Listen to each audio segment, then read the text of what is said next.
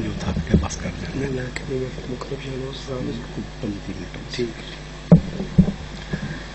بر محمد والے محمد صلوات.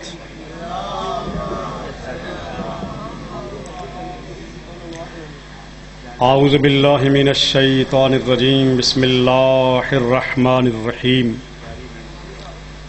الحمد للہ رب العالمین باری الخلائق اجمعین ثم الصلاۃ والسلام علی بشیر رحمتہ ونذیر نقمتہ وحافظ سرہ ومبلغ رسالاتہ العبد المعید الرسول المسدد نبی الاحمد المصطفى الامجد حبیب الہ العالمین ابی القاسم محمد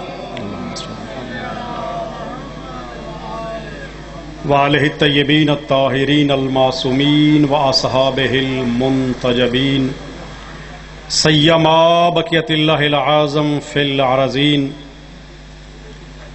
وقال اللہ تعالی فی کتابہ الحکیم وہو اصدق القائلین وقولہ الحق. بسم اللہ الرحمن الرحیم. ان الدین عند اللہ الاسلام. وقال رسول اللہ صلی اللہ علیہ وآلہ وسلم الشعبان شہری صلوات.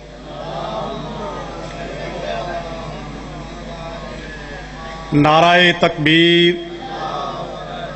خالق کائنات کا نام بہت بلند ہے، پوری تماری لگا کے جواب دیجئے. نعرہ تکبیر، نعرہ رسالت، نعرہ رسالت، نعرہ حیدری، حیدری، حسینیت، حسینیت، یزیدیت، یزیدیت، بر محمد والے محمد صلوات.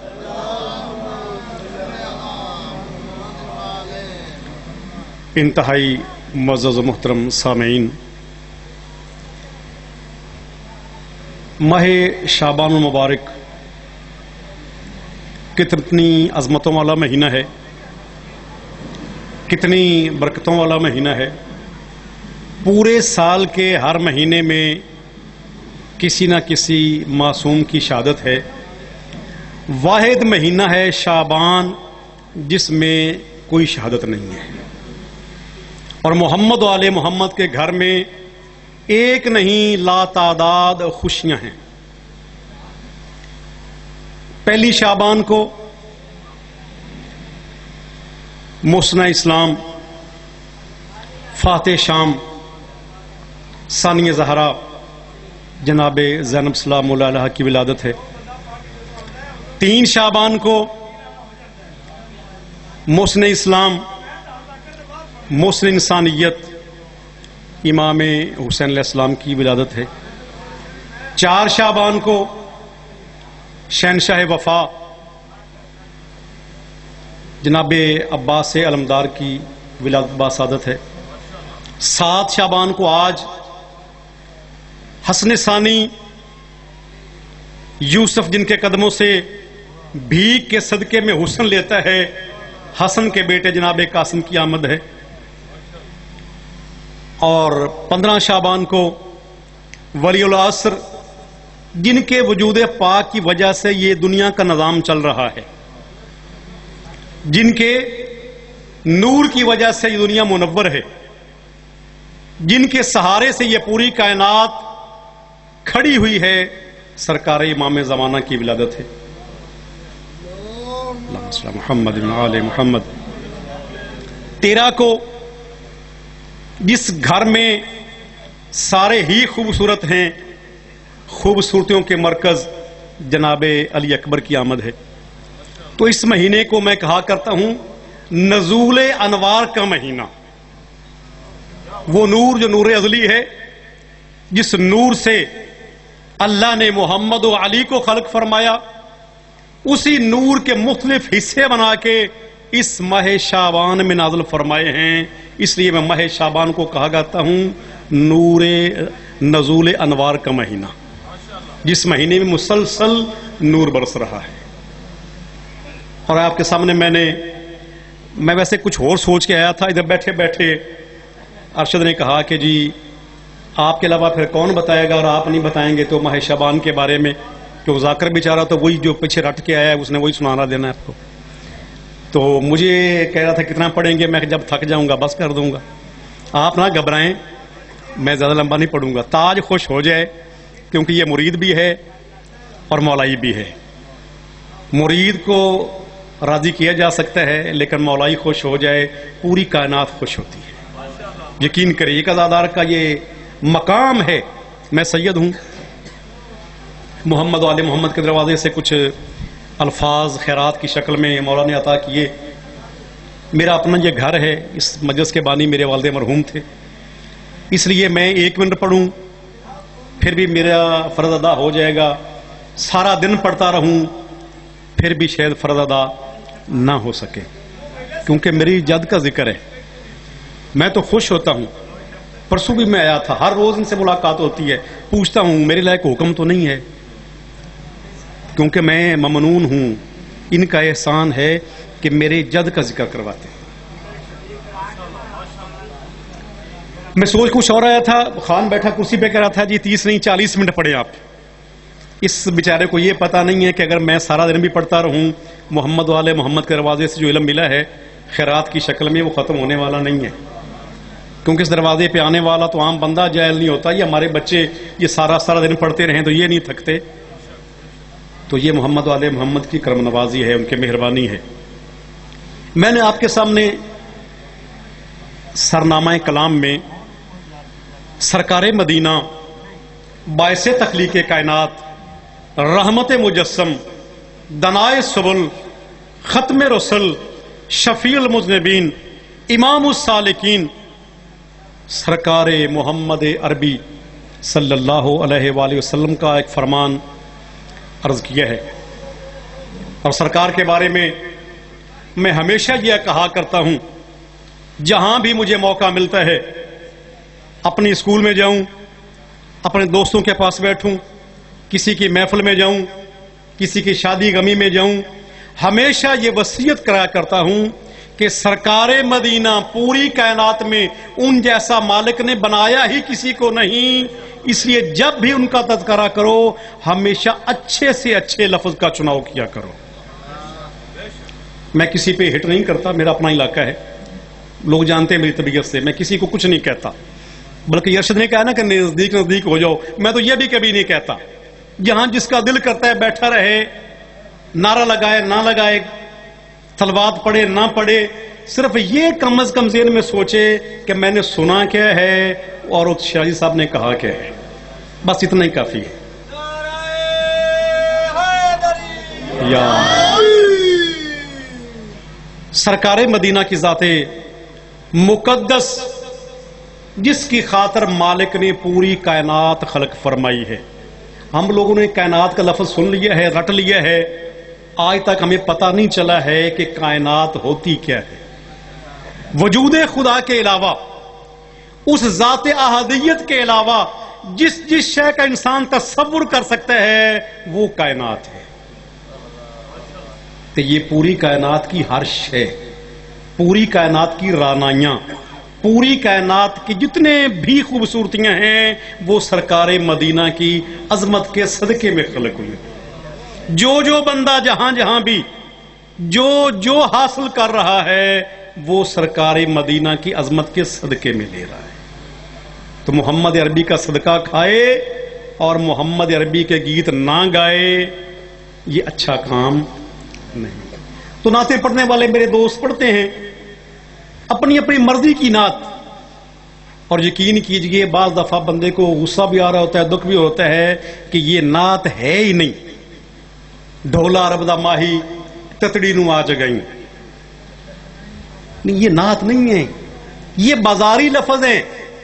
یہ ایسے لوگوں کے لیے ہیں جن کا اپنا کوئی وجود نہیں ہے. سرکار مدینہ نے ہر شے کو وجود بخشا ہے، اس لیے جتنے خوبصورت لفظ کا چناؤ کیا جا سکتا ہے سرکار کی بارگاہ میں وہ ادا کیے جائے. نعت پڑھی جائے، پتہ چلے کہ یہ سرکار کی تعریف کر رہا ہے. نثر میں کوئی کرے، کوئی مجلس میں پڑھے، کسی میلاد میں پڑھے، سرکار کا ذکر اتنے آسن طریقے سے کیا جائے، اتنے خوبصورت انداز میں کیا جائے کہ سننے والے کو پتا چل جائے کہ ایک عاشق نے اپنے معشوق کی تعریف کی ہے۔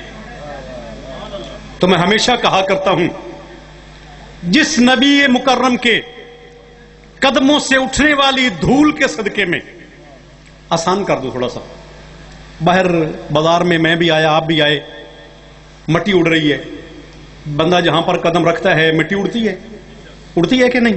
میرے جوتے سے تو اڑی ہے، آپ کے پاس اڑی ہے کہ نہیں؟ اڑتی ہے نا، فطرت ہے یہ، جہاں بھی مٹی پہ پاؤں رکھیں گے مٹی اڑے گی، تو اڑنے والی مٹی زیر میں رہے، اڑنے والی یہ باہر کی مٹی زیر میں رہے۔ تو جملہ کہہ رہا ہوں، جس نبی کے قدموں سے اٹھنے والی دھول کے صدقے میں نبیوں کو نبوتیں ملے، اسے کہتے ہیں محمد۔ جس نبی کے چلنے پھرنے کا نام اسلام ہے، جس کے اٹھنے بیٹھنے کا نام شریعت ہے، جو بولتا ہے تو قرآن بنتا ہے یا حدیث بنتی ہے، اس سرکار مدینہ نے اپنی زبان اقدس سے، اور زبان عام زبان نہیں ہے، اس زبان پہ اللہ نے مہر لگائی ہے وحی کی، ما ینطق الہوی ان ہوا الا وحی یوحی، میرا حبیب اس وقت تک اپنے لبوں کو حرکت ہی نہیں دیتا جب تک وحی نازل نہیں ہوتی۔ اس کا مطلب ہے کہ سرکار مدینہ نے اپنی پوری زندگی میں جو جو عمل انجام دیا ہے، جو جو کام کر کے دکھایا ہے، حقیقت میں وہ اللہ کا حکم ہے، وہ امر خدا ہے۔ کسی کو کہا ہے کہ آؤ میرے پاس آ جاؤ، تو مطلب اللہ یہ چاہتا ہے کہ یہ بندہ محمد ربی کے ساتھ ہو جائے۔ کسی کو قومو انی کہہ کے دور کیا ہے، تو اس کا مطلب ہے کہ وہ مالک چاہتا ہے کہ یہ بندہ میرے حبیب کی بارگاہ سے باہر نکل جائے۔ تو سرکار مدینہ نے اپنی اسی آب وحی سے دھلی ہوئی زبان اقدس سے فرمایا، الشعبان شاری، شعبان میرا مہینہ ہے۔ شعبان سمجھ آ رہی؟ شعبان کیا ہوتا ہے؟ اس کی سمجھ آئے نہ آئے، رمضان کی آ جائے گی، ابھی آنے والا ہے نا، لگ پتا جائے گا، 17 گھنٹے کا روزہ ہوگا، اور میرے جیسے بندے نے بھی ایسے شام کو نہ صرف ایسے منہ خشک کر کے روزے ایسا بنایا وہ ہوگا، پتہ تو پھر چلے گا نا بھی کس بندے نے روزہ رکھا ہے۔ تو شعبان کی اگر سمجھ نہیں آئی تو رمضان کی ضرور آ جائے گی۔ تو شعبان یہی مہینہ ہے جو چل رہا ہے، عربی مہینہ جو قمری مہینہ، الشعبان شاری، شعبان میرا مہینہ ہے۔ کس نے فرمایا؟ آپ کے امتحان لینا ہے، میں نے بھی آپ کو بتایا ہے، کس نے فرمایا ہے؟ یہ قریشی صاحب کس نے فرمایا شعبان میرا مہینہ ہے؟ اور سرکار محمد ربی نے فرمایا ہے شعبان میرا مہینہ ہے۔ اردو نہیں سمجھ آ رہی؟ شعبان میرا مہینہ ہے، شعبان جب یہ رٹا لگ جائے گا کہ شعبان سرکار نے فرمایا میرا مہینہ ہے، پھر آگے بات کرنی ہے، کیونکہ میں استاد ہوں، اسکول ایسے ہی پھر چلتا ہے، کلاس میں ایسے ہی ہوتا ہے، جب تک سبق یاد نہیں ہوگا آگے نہیں بڑھنا۔ جب آپ کہیں گے، اشارہ کریں گے، میں چلا جاؤں گا، میں نے آگے جا کے کون سا جلسہ پڑھنا ہے، ٹھیک ہے، لیکن جب تک ہوں آپ کو کچھ دے کے جانا ہے، سمجھانا ہے۔ سرکار مدینہ نے کیا فرمایا؟ شعبان میرا مہینہ ہے۔ جناب امیر السلام کہتے ہیں رجب میرا مہینہ ہے، اس سے پہلا مہینہ رجب تھا، 13 رجب کو مولا کی ولادت ہوئی ہے۔ اللہ تعالیٰ فرماتا ہے رمضان شاری، رمضان میرا مہینہ ہے۔ اب 3 مہینے ہیں، رجب امیر کائنات نے کہا میرا، شعبان سرکار مدینہ نے فرمایا میرا مہینہ ہے، رمضان اللہ نے کہا میرا مہینہ ہے۔ یہ 3 سمجھ آ گئی ہیں؟ اب اگلی بات، رجب امیر کائنات نے فرمایا میرا مہینہ ہے، حق بنتا ہے چونکہ سرکار کی آمد ہے اس مہینے میں، نزول ولایت ہے اس مہینے میں، خانہ کعبہ کے مولود کی آمد ہے اس مہینے میں۔ امیر صاحب کہہ سکتے ہیں کہ رجب میرا مہینہ ہے کیونکہ اس میں میری ولادت ہے۔ اللہ تعالیٰ رمضان کے بارے میں یہ میرا مہینہ ہے، اور لازمی سی بات ہے، سمجھ آ جائے گی اللہ کا مہینہ ہے، روزے آ جائیں گے، نمازیں آ جائیں گی، تراویحیں آ جائیں گی، قرآن آ جائے گا، پتہ نہیں کیا کیا آ جائے گا، تو سمجھ آ گئی کہ رمضان اللہ کا مہینہ ہے۔ یہ شعبان والی بات آپ کو سمجھانی ہے۔ سرکار مدینہ نے اپنی آب وحی سے دھلی زبان اقدس سے فرمایا شعبان میرا مہینہ ہے. کوئی مولوی چھوٹے سے چھوٹا لے کے مفتی اعظم تک، مصر کی کسی یونیورسٹی سے لے کے سعودی عربیہ کے کسی بدھو مولوی تک، میں سر پہ قسم رکھ کے اس سے پوچھتا ہوں کہ یہ بتاؤ کہ سرکار مدینہ نے ایسا کیوں فرمایا ہے؟ نہ تو اس مہینے میں قرآن نازل ہوا ہے، نہ اس مہینے حج واجب ہوئی ہے، نہ سرکار مدینہ کی ولادت اس مہینے میں، نہ سرکار مدینہ کی شہادت اس مہینے میں، نہیں سرکار مدینہ سے ملتا جلتا کوئی کام ماہ شعبان میں نہیں ہے. تو پھر کیوں فرمایا ہے شعبان میرا مہینہ؟ بس یہی آپ کو بتانا ہے کہ سرکار مدینہ کے ساتھ کوئی اہم واقعہ اسلام کا شعبان میں نہیں ہے، پھر سرکار فرمائیں کہ شعبان میرا مہینہ ہے. تو دوستو، عزیزو، بزرگو، بھائیو، ایک ہی بات سمجھ آتی ہے کہ حسین و منی وعنا مل حسین کا مصداق، چونکہ اس مہینے کی 3 تاریخ کو حسین کی آمد ہے، رسول فرماتے ہیں یہ میرا مہینہ ہے، کہ حسین میری بقا کا نام ہے، حسین مجھ کو زندہ رکھنے والا ہے، حسین اسلام کو زندہ رکھنے والا ہے. اور 3 شعبان کو جب میرے مولا کی ولادت ہوئی، کتنا عظیم ہے حسین، کتنا مہربان ہے حسین، کتنی عظمت ہے حسین کی کہ وہ مالک اعلان فرما رہا ہے، بار بار قرآن میں کہتا ہے کہ میں ہر گناہ معاف کر دیتا ہوں سوائے شرک کے. ہر گناہ معاف کر دیتا ہوں سوائے شرک کے، توبہ قبول کر لیتا ہوں ہر گناہ گار کی سوائے مشرک کے. شرک کیا ہے؟ اللہ کے مقابلے میں کسی اور شے کو اللہ سمجھے، اپنے آپ کو سمجھے یا کسی اور شے کو سمجھے، یہ شرک ہے. اللہ کا شریک بنائے، اللہ کی صفات میں کسی کو شامل کرے، اللہ جیسا کسی کو سمجھے، یہ ہے شرک. مالک کہتا ہے میں سارے گناہ معاف کر دوں گا سوائے شرک کے. حسین کتنا عظیم ہے. آپ نے یہ واقعہ اکثر سنا ہے، لیکن میرے منہ سے پہلی مرتبہ آپ سنیں گے یہ بات. حسین کتنا مہربان ہے، حسین کتنا کریم ہے کہ حسین کے صدقے میں فطرت فرشتے نے شرک کیا تھا، حسین کے صدقے میں اللہ نے اس شرک کو بھی معاف کر دیا.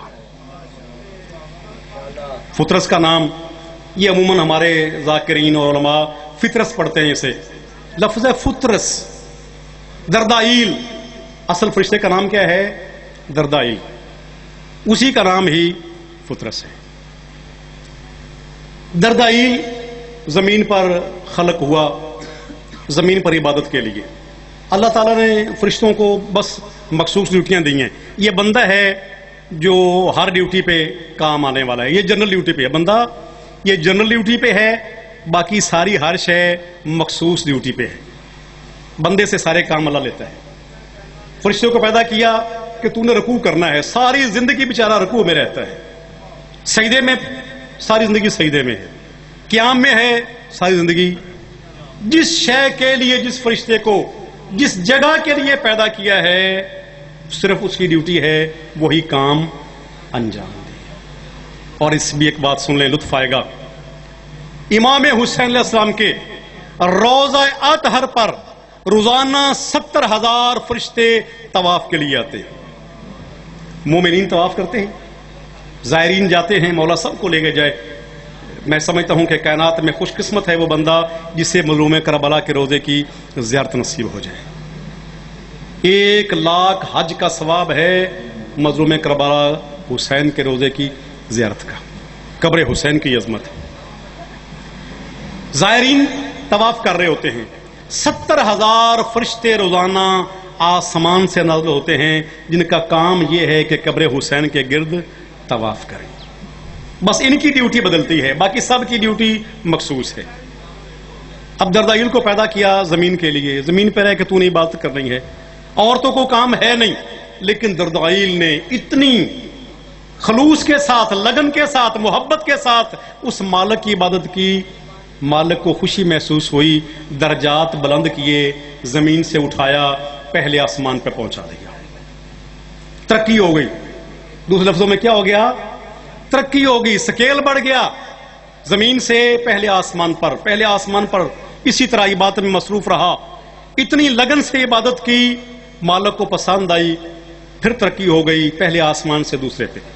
بس مختصر کروں، دوسرے سے تیسرے پر، تیسرے سے چوتھے پر، جب چوتھے آسمان پہ پہنچا دردائیل تو اپنے آپ کو غرور سے کہتا ہے کہ میں وہ جو زمین پہ رہنے والا تھا، میں جو زمین پہ رہنے والا تھا، میں نے اتنی عبادت کی ہے کہ آج چوتھے آسمان پر پہنچ گیا ہوں۔ منہ سے غرور سے نکلا مم مثلی، کون ہے میرے جیسا؟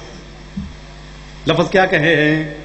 کون ہے میرے جیسا؟ تکبر میں آ گیا، غرور میں آ گیا، شرک کر بیٹھا۔ یہی شرک ہے کہ اپنے آپ کو اس مالک کے سامنے بڑا ظاہر کیا ہے۔ مم مثلی، میرے جیسا کون ہے؟ مالک نے جو ہی یہ لفظ سنے نا، کہا اچھا دردائی لکڑ گیا ہے، تکبر میں آ گیا ہے، اپنے آپ کو شے سمجھنے لگ گیا ہے۔ کہا دردائیل کس بات پہ اکڑ رہا ہے؟ تجھے عبادت کے لیے خلق کیا تھا، عبادت کے علاوہ تو نے ایسا کون سا کام کیا ہے جس پر تو اکڑ رہا ہے؟ دردائیل کے پاس کوئی جواب نہیں تھا، خاموش ہو گیا۔ مالک نے عذاب میں معلق کیا، دونوں پر جل گئے۔ فرشتے کو پر ملے ہوتے ہیں، اسی وہ پرواز کرتا ہے، اسی سے جاتا ہے، دونوں پر جل گئے۔ اب چوتھے آسمان پہ دردائیل عذاب میں معلق ہے، پر جلے ہوئے ہیں۔ یہی 3 شعبان آئی، آسمان پر خوشیاں ہوئیں۔ جناب آسمان پہ بھی ہلچل ہوتی ہے، ہمارے ہاں یہ ہوتا ہے نا، احتجاج ہو رہا ہے، ریلی نکل رہی ہے، گھنٹیاں بجا رہے ہیں، ڈھول ڈمکے ہو رہے ہیں، زمین پہ ہوتا ہے، آسمان پہ بھی ایسے ہوتا ہے۔ اگر یقین نہ ہے تو میں آپ کو سنا دیتا ہوں کہ جب کسی مولوی صاحب کے گھر سے کوئی سخاوت ہوتی ہے نا، یہ مولوی امن کنجوس ہوتے ہیں بیچارے، مولوی صاحبان کنجوس ہوتے ہیں، پکی بات ہے یہ، دیکھ لیں معاشرے میں، ابھی نکلیں دیکھ لیں، آپ کو کہیں گے ختم دلاؤ، تیرے گھر کالی کیڑی پئی ہوئی۔ کبھی کسی مولوی کے گھر سے ختم کی کوئی شے باہر گئی دیکھی ہے؟ جمعرات کو ہمیں کہتا ہے جمعرات کو 2 ختم، ہمیں کہتا ہے یاری کی کھیر بانٹو، ہمیں کہتا ہے مردوں کے لیے فلاں ایسے کرو۔ کیا اس کا کوئی بندہ نہیں مرا آج تک؟ اس کا کوئی ختم دینے والا نہیں ہے؟ یہ کنجوس ہوتے ہیں۔ میں بھی مولوی ہوں، کنجوس ہوں، میں بھی کیسے ہی ہوں، اب میں اپنے آپ کو باہر نہیں نکال سکتا۔ جب کوئی مولوی صاحب سخاوت کرتا ہے نا، کسی غریب کو، کسی مسکین کو، کسی یتیم کو، کسی بیوہ کو کچھ دیتا ہے، وہ مالک کہتا ہے آسمان پہ گھنٹیاں بجاؤ، آسمان پہ وہ ساروں کو پتا چل جائے آج کسی مولوی صاحب نے سخاوت کی ہے۔ تو ادھر بھی ایسے ہلا گلا ہوتا ہے۔ 3 شعبان آئی، سرکار مدینہ کو اللہ تعالیٰ نے حسین جیسا بیٹا عطا فرمایا۔ حسین نواسا نہیں ہے، قرآن کی روح سے حسین بیٹا ہے محمد عربی کا۔ حسن نواسا نہیں ہے، رشتے میں نواسا ہے، حقیقت میں حسن اور حسین بیٹے ہیں رسول اللہ کے۔ ابنانا و ابناکم، دلیل ہے قرآن پاک میں۔ اللہ نے محمد عربی کو حسین جیسا بیٹا عطا فرمایا۔ مالک نے کہا آسمان پر گھنٹیاں بجاؤ تاکہ پتہ چل جائے کہ مدینے میں خوشیاں ہو رہی ہیں، آسمان پر بھی خوشیاں ہونی چاہیے، کیونکہ وہ اس جگہ کے بھی مالک ہیں، وہ بھی انہی کا ہے۔ اور جب گھنٹیاں بجیں، فرشتوں کو حکم ہوا کہ سرکار مدینہ کی بارگاہ میں جا کے مبارکباد دو حسین کے آنے کی۔ اب فرشتے گروہ در گروہ چلے سرکار مدینہ کی بارگاہ میں آنے کے لیے، حسین علیہ السلام کی مبارکباد دینے کے لیے۔ یہی منظر جب دردائیل نے دیکھا نا، کہا اے جبریل امین، اے سید الملائکہ، اے سردار ملائکہ، آج کیا بات ہے، کیا ہوا ہے زمین پہ، جو آسمان پہ خوشیاں ہیں؟ کہا دردائیل کاش تیرے بھی پر ہوتے، تو بھی جاتا، تو بھی انعام حاصل کرتا۔ کہا ہوا کیا ہے؟ کہا تجھے نہیں پتا، کائنات کی رحمت کل کو اللہ نے حسین جیسے بیٹے سے نوازا ہے، سارے فرشتے سرکار مدینہ کو مبارکباد دینے کے لیے جا رہے ہیں۔ دردائیل نے سنا کہ کام بن گیا ہے۔ کہا دردائیل، کہا جبرائیل امین، تیرا کچھ جائے گا نہیں، میری بگڑی بن جائے گی، مجھے بھی لے چل۔ کہا تجھے کیسے لے جاؤں، تو عذاب میں معلق ہے، تو عذاب جھیل رہا ہے، تیرے پر جلے ہوئے ہیں۔ کہا جبریل جیسا بھی ہو سکتا ہے نا، مجھے لے چل۔ کہا اس کے دروازے پہ جا کے کہوں گا کیا؟ ان کی اجازت کے بغیر جبریل کو یہ جرت نہیں ہے کہ تجھے لے جاؤں۔ کہا جبریل لے چل، باہر بٹھا دینا، سرکار سے اجازت لینا، اگر مل جائے تو لے جانا، نہیں تو پھر واپس لے آنا۔ جبریل نے کہا ٹھیک ہے، ایسے کر سکتا ہوں، لے جاتا ہوں، دروازے کے باہر بٹھا دوں گا، اگر اجازت مل گئی تو لے جاؤں گا، نہ ملی تو پھر واپس لے آنا۔ اب جناب جبریل نے دردائیل کو ہاتھ سے پکڑا، سرکار مدینہ کی دہلیز پہ لا کے بٹھا دیا، فرشتے آتے رہے، سلام کرتے رہے، حسین کی قدم بوسی کر کے سرکار مدینہ سے انعام لے کے واپس جاتے رہے۔ جب جناب جبریل اکیلے رہ گئے نا، کہا مولا یہ گزارش کرنی ہے۔ کہا جبریل بتا۔ کہا مولا آپ کو بتانے کی ضرورت تو نہیں ہے، اب میں یہ تو نہیں کہہ سکتا کہ میں کیا کرنے والا ہوں یا کیا کہنے والا ہوں، آپ تو دلوں کے رازوں سے بہتر آگاہ ہیں۔ مولا وہ دردائیل بھی آیا ہے، سرکار مدینہ سنا دے دردائیل آیا ہے۔ کہا کیوں آیا ہے؟ کہا مولا اس نے بھی سنا ہے کہ اللہ نے آپ کو حسین جیسے بیٹے سے نوازا ہے، مبارک دینے کے لیے آیا ہے۔ کہا اچھا حسین کی مبارک کے لیے دردائیل آیا ہے؟ وہ تو شرک کر بیٹھا تھا، وہ تو اپنے آپ کو تکبر میں مبتلا کر بیٹھا تھا۔ کہا مولا جب سے سنا نا حسین آیا ہے، خوشی سے نہال ہو گیا ہے، خوشی سے پاگل ہو گیا ہے۔ کہا اچھا پھر حسین کے آنے کی خوشی میں پاگل ہے تو حسین کے جسم کے ساتھ نہیں، جس گہوارے میں حسین آرام کر رہے ہیں دردائیل کو اس گہوارے کے ساتھ لگا دو، مس کر دو۔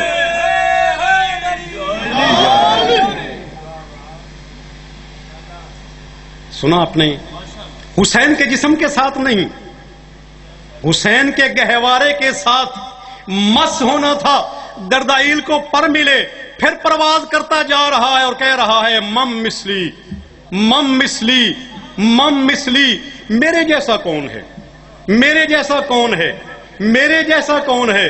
جناب جبریل نے پکڑا، او بھائی بات سن، او یہی بات تو پہلے کی تھی جس کی وجہ سے پر جلے تھے، آج پھر کہہ رہا ہے، اس وقت ایک مرتبہ کہا تھا اب بار بار کہہ رہا ہے، یہ پھر نہ جل جائیں۔ کہا نہیں جبریل اس وقت میں اور اب میں بڑا فرق ہے، وہ دور اور تھا یہ دور اور ہے۔ کیا فرق کیا ہے؟ کہا جب مالک نے اس وقت پوچھا تھا نا کہ کس بات پہ اکڑ رہا ہے، کس بات پہ فخر کر رہا ہے، تیرے پاس ہے کیا کہ جس پہ تو کہتا ہے میرے جیسا کون ہے، تو میرے پاس کوئی جواب نہیں تھا، میں دعویٰ کر بیٹھا تھا، میرے پاس کوئی دلیل نہیں تھی۔ اب جب مالک پوچھے گا، بار بار تو اسی لیے کہہ رہا ہوں، اب جب مالک پوچھے گا کہ کس بات پہ فخر کر رہا ہے، کس بات پہ نازا ہے، تو مالک کا کہہ دوں گا میں کوئی ایرا غیرہ ہوں، ارے انا عتیق الحسین، میں حسین کا آزاد کردہ ہوں، میں حسین کا آزاد کردہ ہوں، حسین کی بارگاہ سے پر لے کے آ رہا ہوں، اب قیامت تک یہ جل نہیں سکتے۔ آپ نے سن لیا، میں نے عرض کر دیا کیا ہوا، شرک کیا تھا، پر جل گئے۔ حسین اتنا عظیم ہے کہ مالک نے اس شرک کو بھی معاف کر دیا، دردائیل کو دوبارہ پر مل گئے۔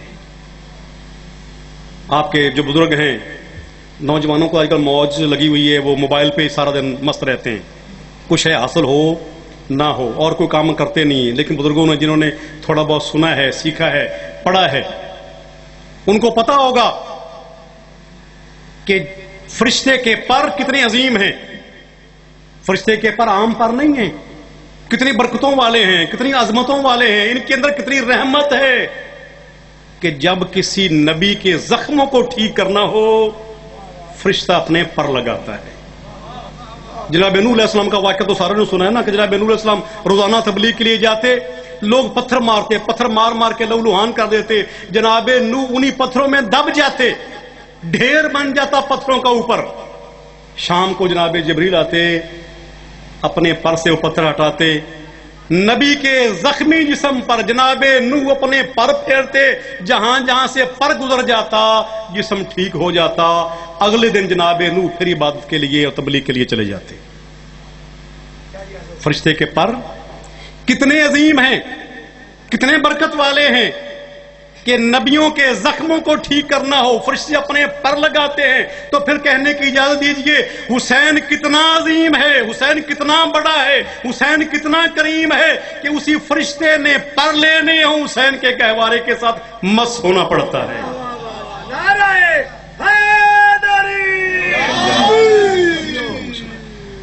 ہو گیا جی ٹائم، بس آپ آگے تو بسم اللہ جی۔ میں نے کہا میرا اپنا گھر ہے، جب آپ کہیں گے میں نہیں چھوڑوں۔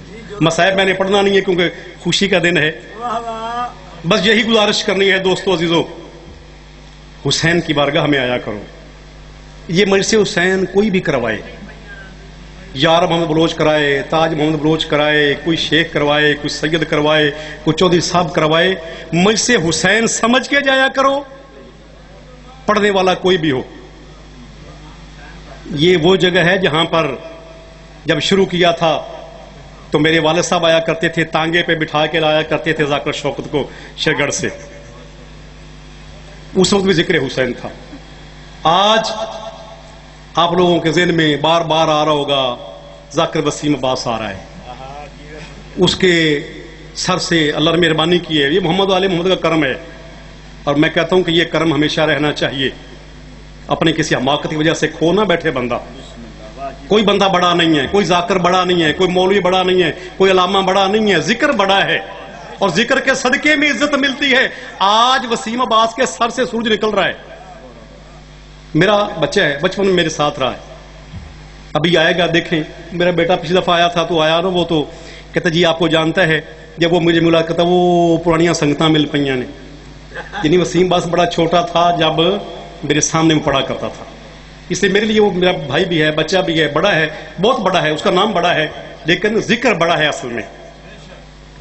تو آج آپ کے ذہن میں یہ ہوگا، لیکن ہمیشہ کوشش کیجئے ذکر حسین سمجھ کے جائیں، پڑھنے والا کوئی بھی ہو ذکر حسین سمجھ کے سنیں، بس یہی ذکر والوں کی چاہت ہے۔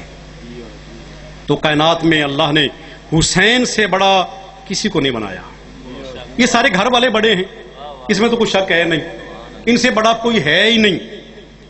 تو جس گھر میں سارے بڑے ہوں اس گھر میں بڑا بننا یہ بڑا مشکل ہے۔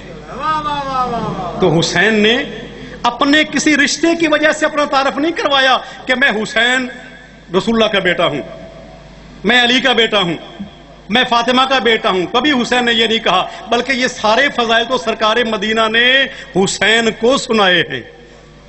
50 ایسی خصوصیتیں سرکار مدینہ نے حسین کو گود میں اٹھا کے کہا حسین تو 50 نسبتوں سے مجھ سے زیادہ اعلیٰ ہے، مجھ سے زیادہ بڑا ہے، حسین سن، کائنات میں جیسا نانا تجھے نصیب ہوا ہے مجھ محمد کو نہیں ملا۔ یہ میں اپنے پاس سے نہیں پڑھ رہا، سرکار مدینہ فضائل سنا رہے ہیں اپنے بیٹے حسین کو، حسین کے فضائل حسین کو سنائے جا رہے ہیں، حسین کے فضائل حسین کو سنائے جا رہے ہیں کہ حسین جیسے تیری ماں ہے،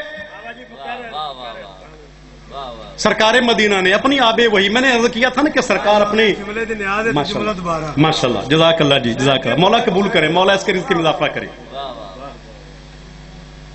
حسین کو حسین کے فضائل سنا رہے ہیں سرکار مدینہ، جب بولتے ہیں تو قرآن بنتا ہے، جن کے بولنے سے حدیثیں بنتی ہیں، جن کے چلنے پھرنے سے اسلام وجود میں آتا ہے، جن کے اٹھنے بیٹھنے کا نام شریعت ہے۔